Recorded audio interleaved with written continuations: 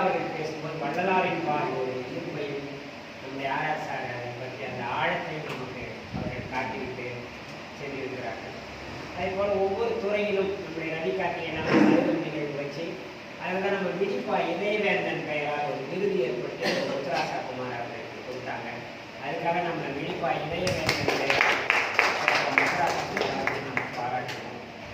கலைஞாயிறு என்ற சிறுகதைக்காக நம்முடைய அன்பானவன் அந்த தேர்வு பக்கம் போயிட்டு ஒரு சிறுகதைக்காக பரிசை வென்று வந்திருக்காரு. சக்தி அவ்வப்போது கவிதைகள் எழுதி நமக்கு அனுப்புகிறாரு. ஐயா அவர்கள் வந்து முச்சந்தியை வச்சுட்டு அங்கன் திருவண்ணாமலை ஒரு தமிழ் பேராசிரியராக இருந்து ஐயா அவர்கள் வந்து அந்த இலக்கிய பணியை தன்னால் இயன்ற வரையில் இவ்வளவு தூரம் அதுக்காக வந்திருக்காரு. சேலம், திருவண்ணாமலை வெவ்வேறு திசைகளிலிருந்து வந்து அம்மாக்கெல்லாம்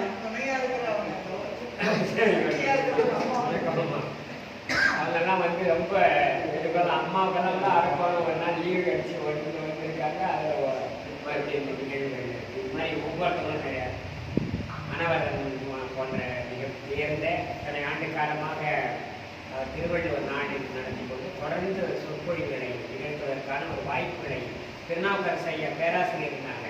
அவங்களெல்லாம் வச்சியும் நம்முடைய ஆராய்யா வச்சு நீண்ட ஒரு சமூக பண்பாட்டு காலத்திலேயும் அது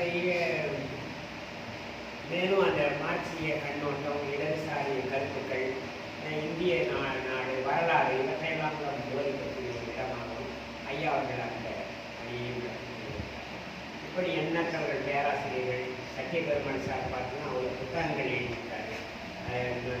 பழைய மீட்டுருவாக்கம் செய்யக்கூடிய பணிகளையும் செய்திருக்காரு. புதிய சிறைகள் மூலமாக நிறைய இளைஞர்களை உருவாக்கக்கூடிய ஐயாவும் இருக்காரு. இந்த மாதிரி ஏராளமான ஒரு இலக்கிய சூழல் நம்முடைய இதுவாக இருக்கிறது. நம்முடைய ஐயப்பனும் தாங்களுக்கும் ஒரு தமிழ் அரசன் மிகச்சிறப்பான முறையில் ஏற்பாடு பண்ணியிருக்காங்க.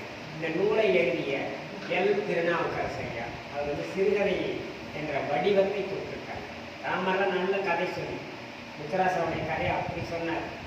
அவர் அந்த ஈர்த்து சிறுகதைகள்னு அவ்வளோ அழகாக சொல்லியிருக்காரு. அண்மையில் பார்த்தீங்கன்னா கொடுக்கு சிறுகதையை அவர் வெளியிட்டிருக்காரு. அந்த சிறுகதையை படிக்க வேண்டிய ஒன்று.